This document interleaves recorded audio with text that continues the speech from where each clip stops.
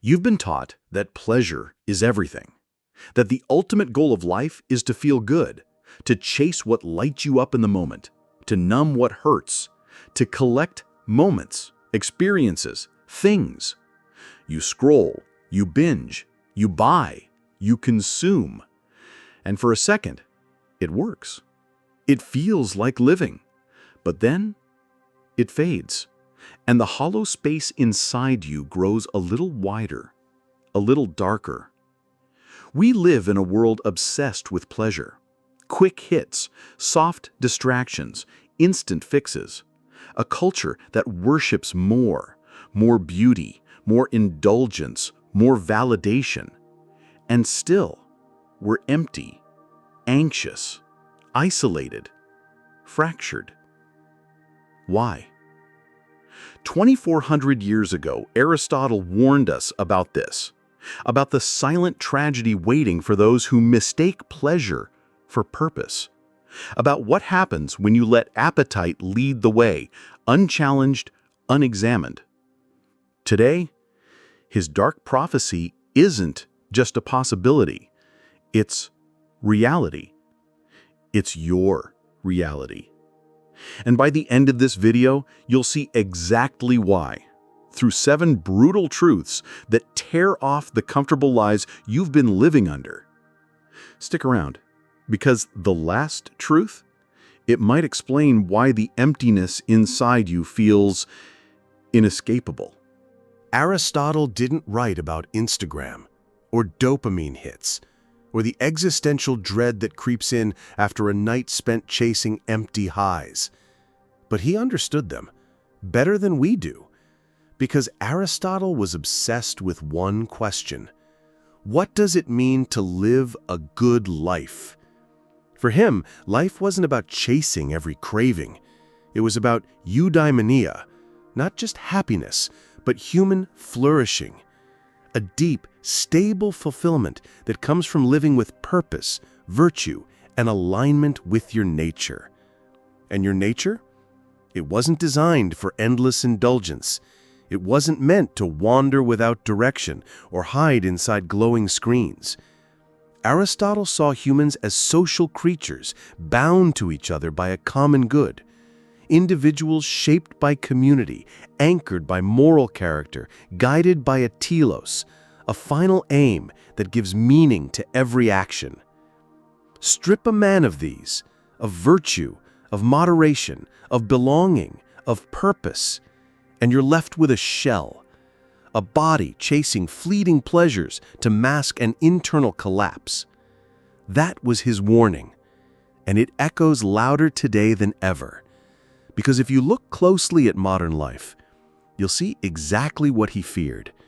And in the next few minutes, we're going to expose 7 brutal truths that prove it. Stay with me. The first truth is the one that swallows you daily: the tyranny of instant pleasure. You live in a world designed to seduce you.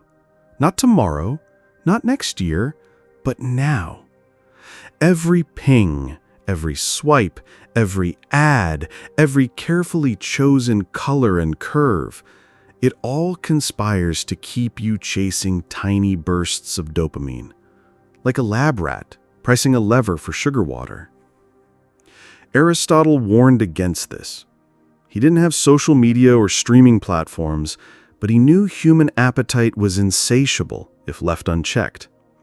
He saw pleasure as a tool, a consequence of living well, never the goal itself. Because when pleasure becomes your master, virtue dies, discipline rots, and the self fractures under 1,000 shallow cravings. Look at your life. How many times have you reached for your phone without even knowing why? How often do you binge on shows, on shopping, on meaningless conversations, just to fill a moment that might otherwise reveal your emptiness? That is the tyranny. Not a pleasure you choose, but a pleasure that chooses you, that commands you, that leaves you anxious, restless, unable to sit alone with your own mind.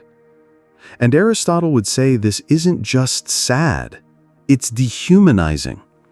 Because the moment you live purely by instinct and appetite, you surrender the very thing that makes you human.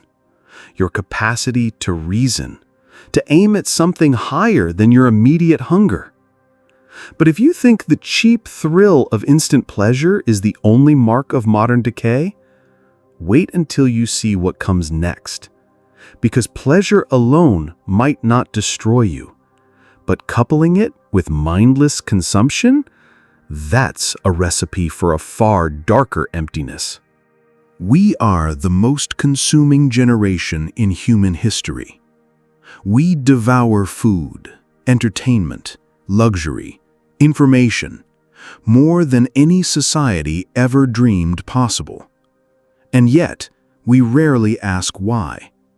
Why do we buy? Why do we endlessly accumulate?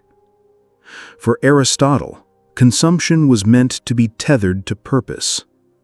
You acquired things because they served the good life, because they helped you fulfill your telos, your reason for being. But in a pleasure-obsessed world, consumption becomes its own justification.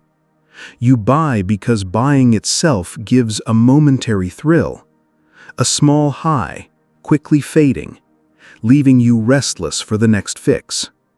Look at your closet. Look at your shelves, your phone apps, your social feeds. Overflowing with things you once thought essential, now mostly forgotten. Small monuments to the lie that more means meaning. Aristotle would call this a sickness of the soul, because to him, the means of life must always serve the ends of life. Wealth, pleasure, possessions, they were only ever tools, never destinations. Today, we've reversed that order. We consume first, then wonder why our lives feel hollow. We seek stimulation over significance, transactions over transformation. And in the quiet moments, if we ever allow them, we sense it, a gnawing emptiness whispering that no amount of buying will ever build a life worth living. But if you think mindless consumption is the deepest cut of modern existence, you're wrong. Because next comes something even more corrosive, a truth that turns the very essence of who you are into a fragile mask. Once upon a time, your character defined who you were, the choices you made, the virtues you practiced, the quiet, unseen sacrifices that built a life of substance. Today, it's all about appearances, about the carefully curated illusion of a perfect life projected onto screens for strangers to admire. For Aristotle, the highest good was deeply tied to moral virtue. Who you were in the dark, when no one was watching, because he knew that only a life anchored in true character could lead to flourishing, to eudaimonia. But in a pleasure-obsessed culture, virtue becomes irrelevant. Why cultivate patience, honesty, courage, when you can simply look the part? When you can buy the image of success, style, desirability, without ever earning the substance? And so, we chase vanity. New clothes, new faces, new stories crafted for public consumption. We measure worth in followers and engagement, hearts and applause, not in quiet acts of integrity. We've traded the long, hard work of building character for the instant gratification of likes. We've built temples to our own reflections, fragile, fleeting, and desperately hollow. Aristotle would see this as the ultimate inversion, the external triumphing over the internal, a society where the shell gleams but the soul cracks from neglect. And perhaps that's why, deep down, so many live terrified of being truly known, because behind the filtered mask lies not just imperfection, but a profound emptiness formed by years of polishing the surface while the core was left to rot. But vanity isn't the end of this tragedy. Because what happens when we build lives centered on shallow images and then find ourselves profoundly alone? That's where we're headed next. Don't look away. We've never been more connected, never had more tools to reach across distance, to speak instantly, to share fragments of our lives with hundreds, thousands, millions. And yet, loneliness has become an epidemic. We live surrounded by voices, messages, notifications, and still feel profoundly unseen. Aristotle would be horrified, because for him, the human being was a zoon politikon, a political animal, meaning not an animal obsessed with politics, but a creature designed for community, for meaningful bonds, for shared purpose. To thrive, he believed, was to live among others in authentic mutuality, to be embedded in relationships that challenge and complete us. But modern life has twisted this nature. We've built digital empires where we showcase ourselves, not to truly connect, but to perform, to gather shallow validation rather than cultivate deep bonds. So we scroll through highlight reels, we leave comments and emojis, we mistake fleeting attention for intimacy. Meanwhile, the rooms we sit in grow quieter. The laughter that once echoed in shared spaces fades. We retreat into private worlds, each glowing screen a portal to isolation.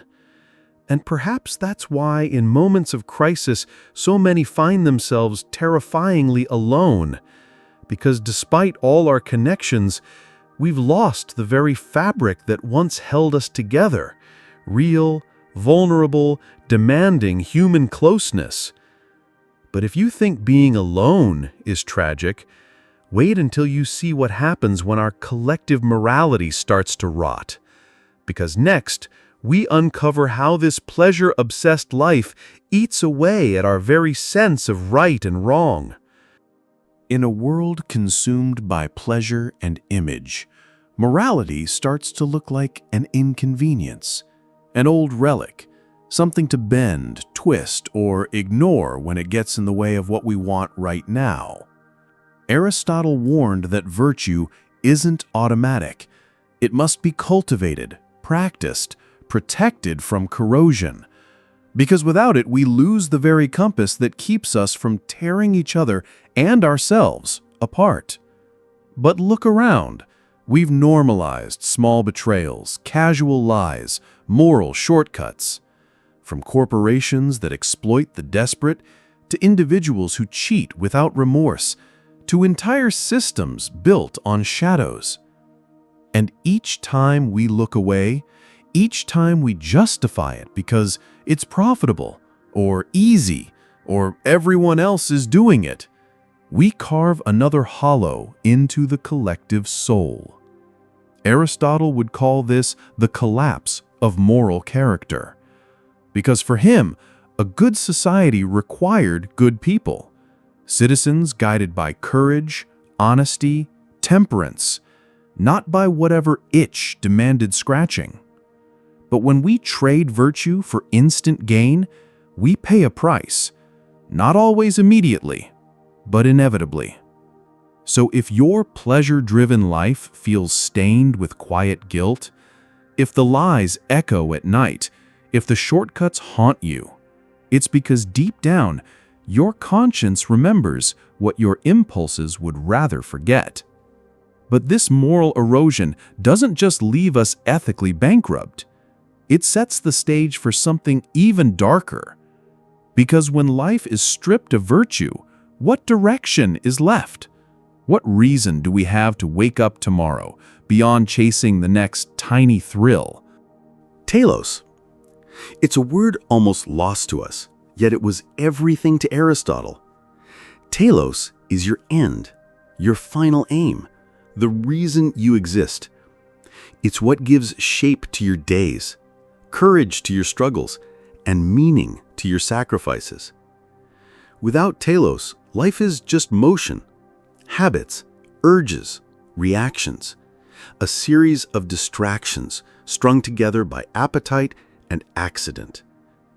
And that's exactly how most of us live. We chase the next pleasure, the next purchase, the next validation, hoping it will tell us who we are, or at least keep us from noticing we have no idea. Aristotle believed a person without telos was like an arrow shot with no target. It flies fast, maybe even beautifully, but it's ultimately pointless.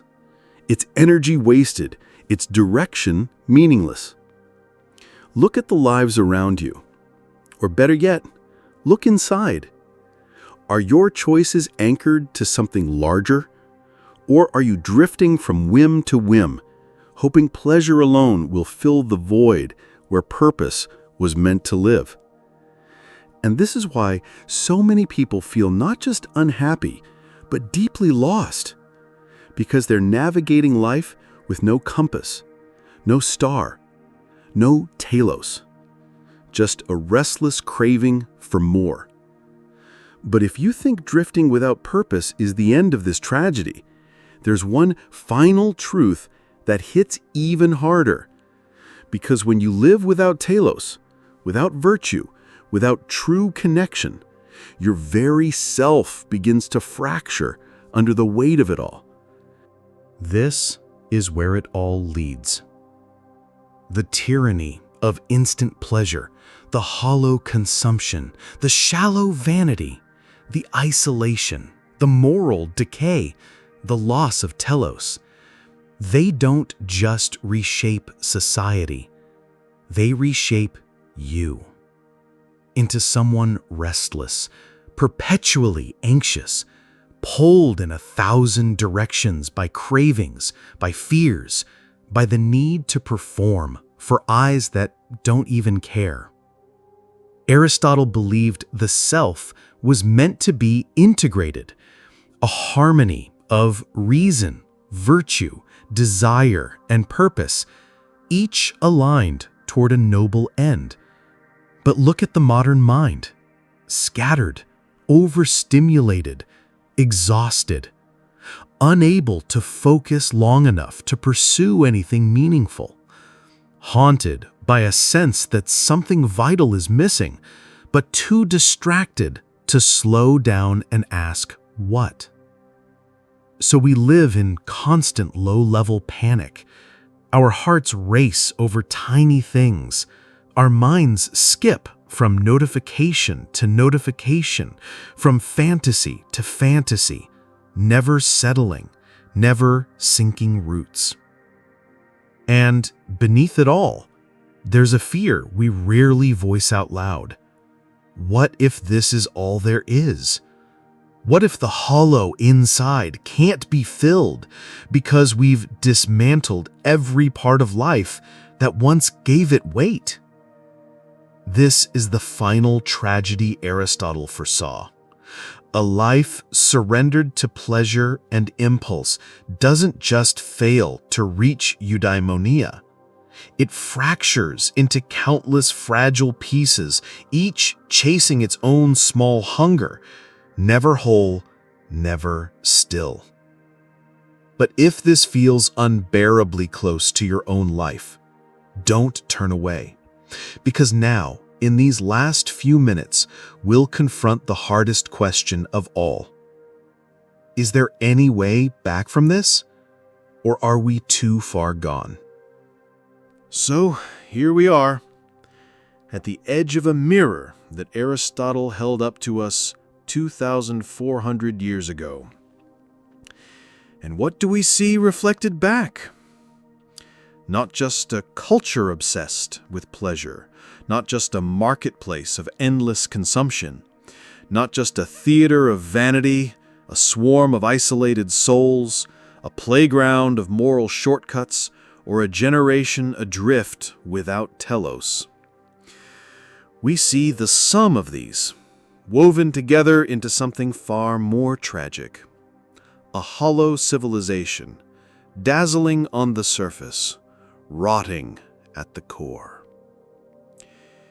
Aristotle warned that a life detached from virtue would inevitably spiral into chaos, that without moderation, desire would become a tyrant, that without purpose, we'd lose ourselves in appetites too small to ever satisfy the human spirit. He knew that pleasure is a fleeting spark, bright, addictive, but ultimately unable to sustain the weight of existence. For him, happiness, eudaimonia, wasn't about chasing sensations. It was about cultivating the kind of soul that could stand firm amidst storms, a soul anchored by reason, guided by moral excellence, tied to the community, aimed at a worthy end. Now, look at us. Look at the sleepless millions scrolling through tiny glowing windows at 3 a.m., hunting for something that might feel like connection or meaning or relief. Look at the endless racks of fast fashion, the mountains of delivered boxes, the marketing slogans whispering that you are incomplete unless you consume. Look at the hours spent perfecting selfies, curating feeds, crafting personas, while beneath the performance, the question echoes, do they love me or just the mask I made? Look at how we casually compromise integrity for convenience, how we rationalize small corruptions because the big systems around us are already stained, how we barter away honesty, fidelity, courage for comfort, for profit, for applause. And then look at the emptiness that follows. The sense that our lives, despite all their glitter and noise, are somehow weightless, unmoored, lacking the gravity that once held previous generations rooted in community, faith, or shared narratives. Aristotle would say this isn't accidental, that we've constructed a society perfectly calibrated to indulge every fleeting desire, while stripping away the very disciplines, relationships, and higher aims that give human life substance. And so we stand here, collectively anxious, individually fractured, with minds unable to focus, hearts afraid to commit, spirits too timid to reach for anything beyond the next dopamine rush. In chasing pleasure, we lost the art of becoming truly human. Because being human was never meant to be easy. It was supposed to be an agon, a struggle, a striving, a noble wrestling with our baser instincts. It was supposed to involve saying no when every part of us screamed yes, to build something finer, deeper, more enduring. But modern life teaches the opposite, that saying yes to every craving is freedom, that discipline is repression, that virtue is outdated, that meaning is whatever shallow thrill keeps us from feeling alone in the dark. And so we drift, generation after generation, further from the core of what Aristotle called the good life, further from courage, further from wisdom, further from each other, until finally we become what he feared most, creatures of appetite without higher aim, sophisticated beasts dressed in designer clothes, endlessly entertained, perpetually restless, quietly terrified of the silence that would force us to confront how lost we really are. This is the prophecy fulfilled, not by fate, not by gods, but by our own collective choices, each small surrender to ease over effort, pleasure over purpose, illusion over truth. Aristotle's dark vision isn't some ancient ghost haunting modern streets. It's alive in us. It breathes through our compulsions, our addictions, our hollow laughter. It governs our economies, our politics, our relationships, our very sense of self. And unless something shifts, unless we dare to remember what human life was meant to reach for, the cracks will keep widening until there's nothing left to hold us together at all. So here we are, standing before the ruins of what might have been a different kind of world. A world where pleasure served virtue, not the other way around. Where character mattered more than image. Where we belonged to each other, not just to ourselves. Where we aimed at something higher than our own appetites. Maybe you feel it, that subtle ache when the noise fades, when the screen dims, when the night stretches long and quiet. It's the part of you still reaching for something real, something solid enough to carry the weight of existence. Because beneath all the performances, the purchases, the little chemical highs, there remains a silent question. Who am I when the cravings stop? It's a question that terrifies us. Because if we've built our entire lives on pleasure, distraction, and surface, what's left when those vanish? Just the hollow echo of what we might have become. But maybe that's not the end of the story. Maybe the wound isn't just a place of pain, but the starting point of transformation.